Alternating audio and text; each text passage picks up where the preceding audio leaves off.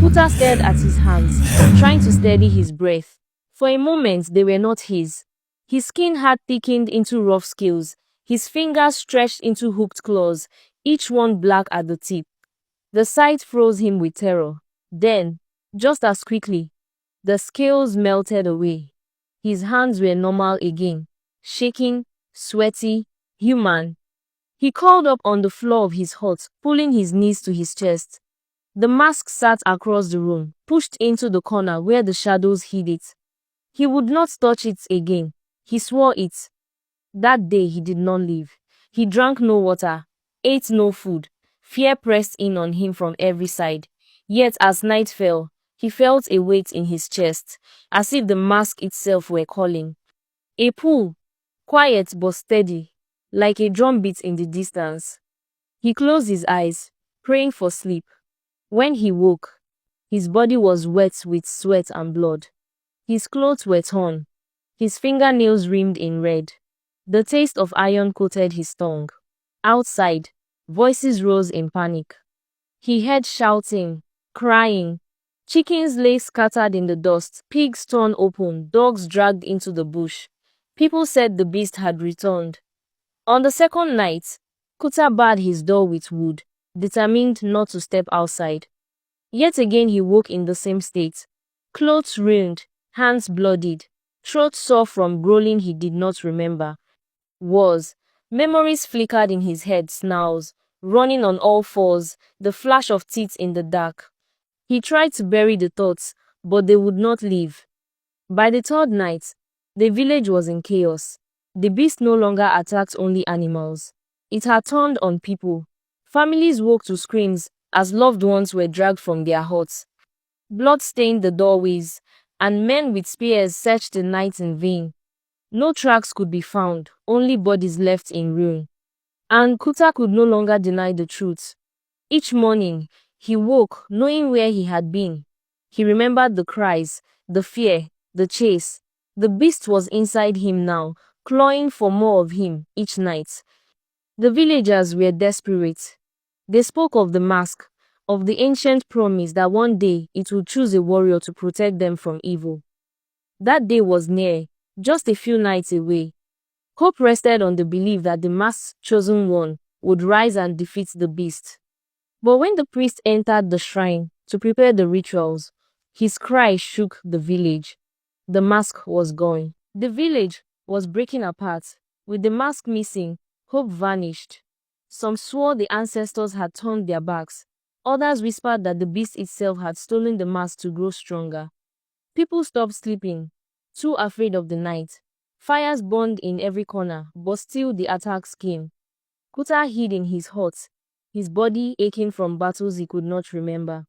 The beast was no longer waiting for night. Sometimes, he would feel it stir during the day, his jaw tightening, his nails sharpening, his skin rippling like something inside him wanted out. He buried the mask beneath his sleeping mat, but the call never stopped. Every heartbeat carried the urge, wear me, take more. By the fourth night, the village had set traps, sharpened spears, and sent their strongest men to patrol. Still, the beast tore through them like grass. The next morning, women wept over the bodies of their sons. The priest stood before the people and said only the mask's chosen one could save them now. His words only deepened the despair, for the shrine was empty. That night, Kuta's secret broke. A boy saw him stumble home at dawn, his body smeared with blood not his own. Soon the whispers turned into shouts. Villagers gathered outside his hut with fire and spears. "Kuta, open the door," they cried. "Show yourself, or we will burn you out." But inside, Kuta could only stare at his hands, half-scaled, trembling. He knew there was no denying it anymore. The beast was him. The mask lay where he had hidden it, its wooden face blank, uncaring. His chest tightened as he picked it up. He had wanted strength, honor, respect, but what he found was blood, fear, and ruin. The power the mask gave him was not the power of a warrior. It was the hunger of a monster. When the door finally gave way, Kuta fled into the forest. The villagers chased him with torches, shouting, drums pounding to drive back the fear. The priest led them, chanting for the ancestors to give strength. Kuta ran until the trees opened into the clearing of the shrine. There he stopped, panting, the mask burning in his hands. The beast inside him roared, urging him to put it on. His body bent, twisted, scales spreading across his skin. His eyes glowed, his teeth sharpened. He could smell the villagers behind him, their fear sweet in the night. But for the first time, Kuta fought back. He dropped to his knees before the shrine, clutching the mask. "I stole you," he whispered. "I was not chosen, and now I see why." The villagers reached the clearing and saw him half man, half beast, shaking as though he was being torn apart from within.